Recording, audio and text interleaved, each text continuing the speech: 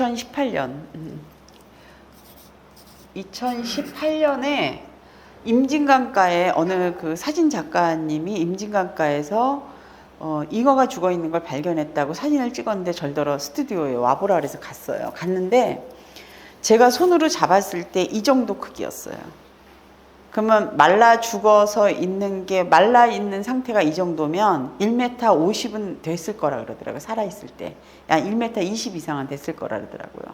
그래서 인터넷 검색을 해보니까 그 최소 60에서 한 100년 정도까지 살았을 정도의 크기. 그러니까 환경이 아주 나빴을 때 60년 정도면 그 정도, 환경이 좀 좋으면 100년 가까이 살았을 때 그 정도 크기라고 하더라고요. 그래서 이걸 그냥 넘기면 안 되겠다. 우리가 제사를 지내자. 이래갖고 이제 제사를 모시러 가서 제사를 지낼 때 썼던 이제 이 넉전이고, 물고기 넉전이고, 그 다음에 그 물고기가 환생한 모습이거든요. 환생을 했을 거라고 생각을 했어요. 왜냐하면 그 정도면 말하자면 용왕의 최소한 왕자는 될 거라 그러더라고요. 그래서 이제 환생을 했을 거라고 생각을 하고 이제 형상화해서 이제 그걸 오려본 거죠, 제가. 그러니까 제 창작이기도 하지만 원래 전통에 있는 넉전의 모습에서 가지고 와서 제가 새롭게 디자인을 해서 만들어낸 넉전입니다. 그래서 이걸 가지고 이제 공연을 했어요. 그래서 공연했을 때 이 사진이 저쪽 옆에 방에 걸려 있습니다.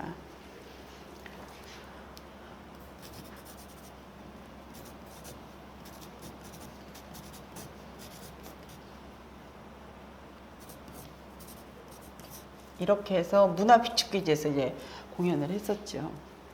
이거 전시를 했었죠. 이때의 그 기록들을. 그래서 이때 이제 이걸 했죠. 네. 이건 하나도 없고, 제가 그러니까 도상이 좀 설명이 필요해요. 아, 이 모양이요? 도상이 내가 보니까 아주 캐릭터가 아주 좋아 보이는 캐릭터라서 거기다 일부러 선정을 해서 이 캐릭터를 제가 선택한 이유가 이걸 넉전을 오린 원래 그 넉전을 오린 그거에 이게 환생이라고 되어 있었어요. 그래서 그 환생을 이제 이 물고기도 환생을 했을 거라고 생각해서 그 넉전에 있는 모습을 가져와서 이제 그대로 거의 그대로 거기에 손이 3개더라고요. 3개고 그래서 그 모습을 그대로 거의 가져다가 단순화시켰어요.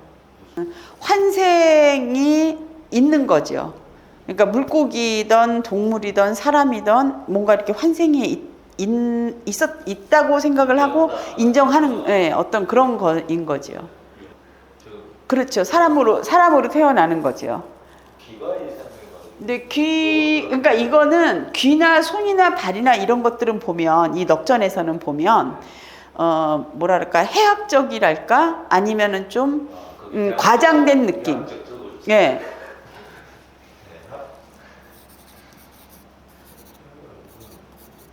해학적이거나 과장된 느낌. 손이 왜 3개냐고 묻는 거는 생략해요. 손가락이 왜 3개냐고 묻는 거는 생략이에요. 보통 이렇게 5개를 다 설명하지 않거든요. 그냥 물고기에서 사람의 모습으로 된 것이 중요한 것이지 세세한 그런 설명은 필요하지 않기 때문에 주로 넉전을 오리거나 이럴 땐 다 생략하더라고요. 그래서 보면 보통 넉전에서는 손, 발이 이렇게 표현돼 있지 않아요.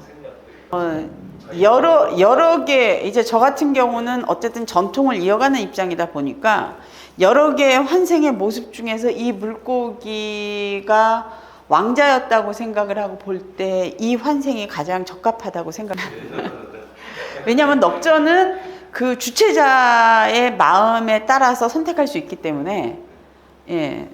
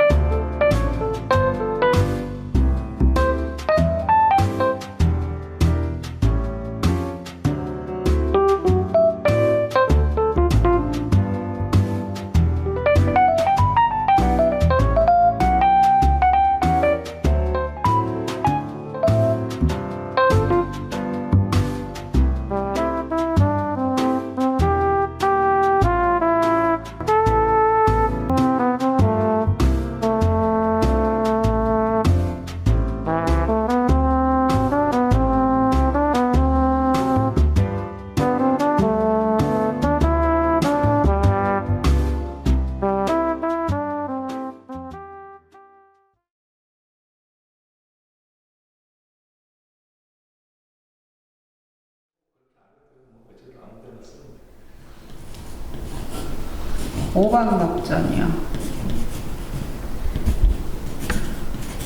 근데 이거는 이 전통 방식이에요. 반을 접어서 대칭되게 오리는데 이제 실제로 이게 법당에서 쓰던 거예요. 근데 이게 법당에서 쓸 때는 이게 3번 꺾여요.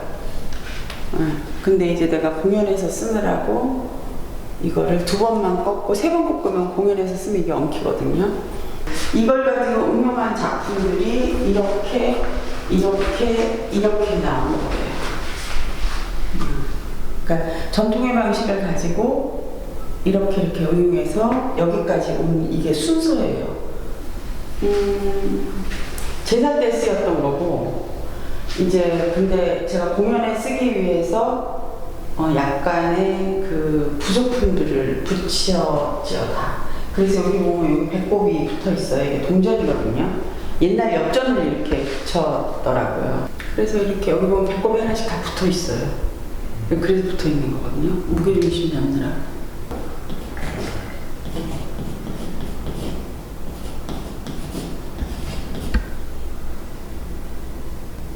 오방덕전 저기다 써놨어요. 그거는. 이건 법당에서 쓰던 거예요. 봉원사 스타일이에요. 그러니까 신무 선생님이 봉원사의 만봉 스님한테 이걸 배우셨대요.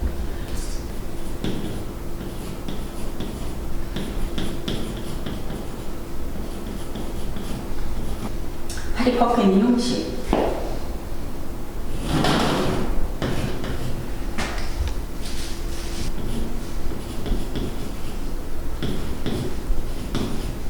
팔이 안 꺾이는 형식은 법당에서 안 썼어요. 아니, 무속에서는 쓰고 있어요. 사람 모습으로 오린 모양.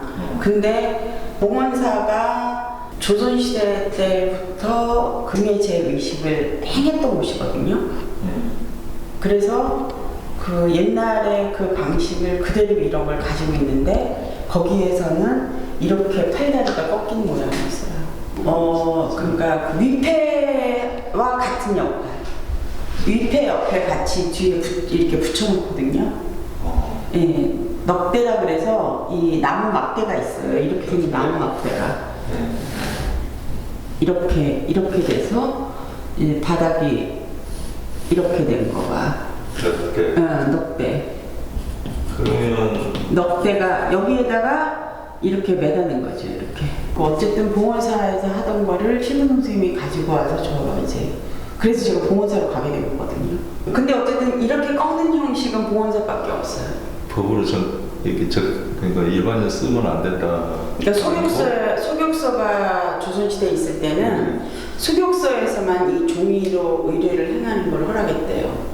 그리고 사가에서 이걸 쓰는 거를 법으로 금했다 그러더라고요. 무당과 단골레가 달라요. 무당은 소격서에서 이런 의식을 행하는 거를 스님들을 도와서 하던 사람들이고, 단골레는 말하자면은 그 마을에 그 제사 의식을 누가 아픈 사람을 구슬해 주던가 이런 걸 하던 사람이고, 근데 이제 소격서가 없어지면서 이제 무당이 단골레가 돼버린 거죠. 같이 그 역할이 그냥 섞여버린 거지. 전혀 하는 일이 달랐어요. 그럼 이거 넉대라는 데다 올려서 네. 해놓고. 근데 꼭 7개를 달더라고요. 이유는? 그것도 몰라요. 그냥 항상 7개를 다니까 그냥 7개 붙여 이러면 7개 붙여. 이거는 지금 요 오림 방식은 그렇지만 오방색은 제가 한 거죠. 선생님이 한 거고.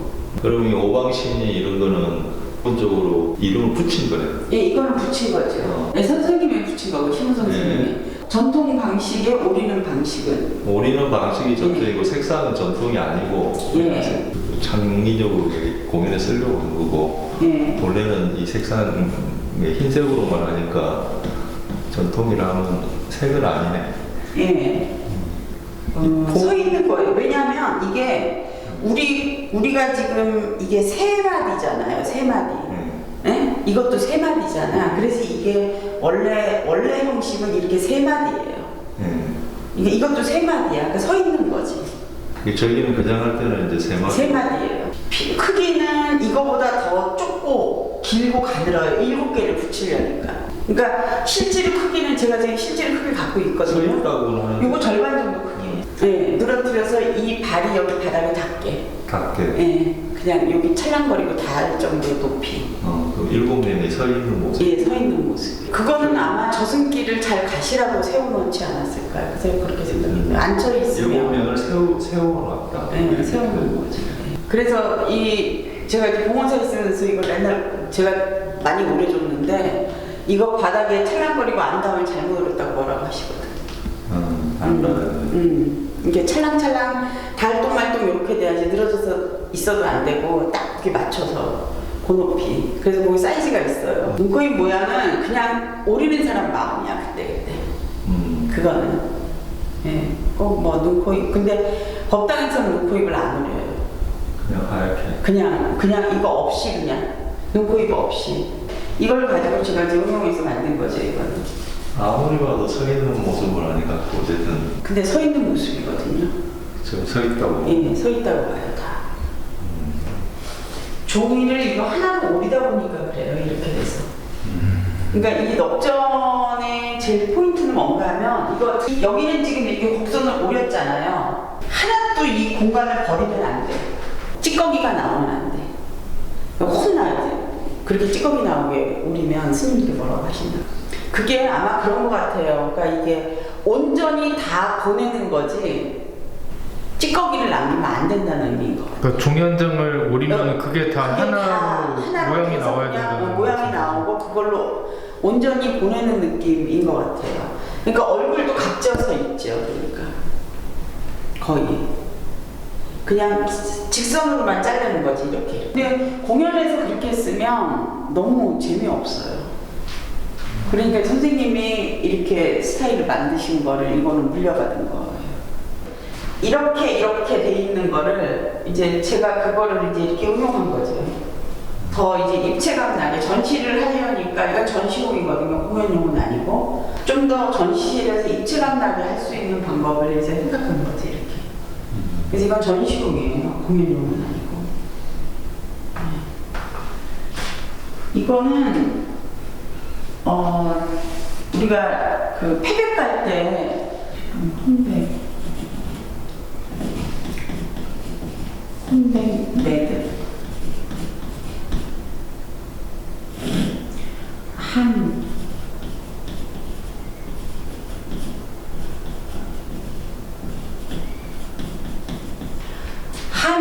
결혼할 때 함 갈 때 함 속에 들어가는 청세공식 실이 이 매듭을 매기 위해서 사실은 가져가는 거예요. 시부모님이 돌아가시면 그 결혼할 때 가져갔던 청실 홍실을 머리맡에서 며느리가 그 운명을 할 그때 이 매듭을 매요. 그래서 이 매듭에 그 혼이 담기도록. 그래서 혼백 매듭이에요. 혼이 담기게. 그러면은 예전에는 49제 아니면은 왜 3년상을 치렀잖아요. 네. 그래서 그 3년상이 끝나면 이걸 태워요. 그러니까 지금 그 매듭 맨 거를 이걸 보여주는 거죠. 예, 요것만이고 요거는 내가 이제 작품으로 원래는 상자에 담았어요. 근데 이걸 상자에 담아서 전시하기가 나쁘더라고요. 그래서 이제 고가를 심었고 이제 그러니까 이게 사람이라는 걸 의미하기 위해서 고가를 심은 거예요. 심어서 이제 상자 대신에 이 관이라고 생각해서 이제 이것과 연상되게 이 세모 모양이에요. 그래서 요즘 그게 형식이 딱 고정되어 정해져 있어요. 이 매듭이라는 게 매듭 강의 배우러 가면 이 매듭을 배워요.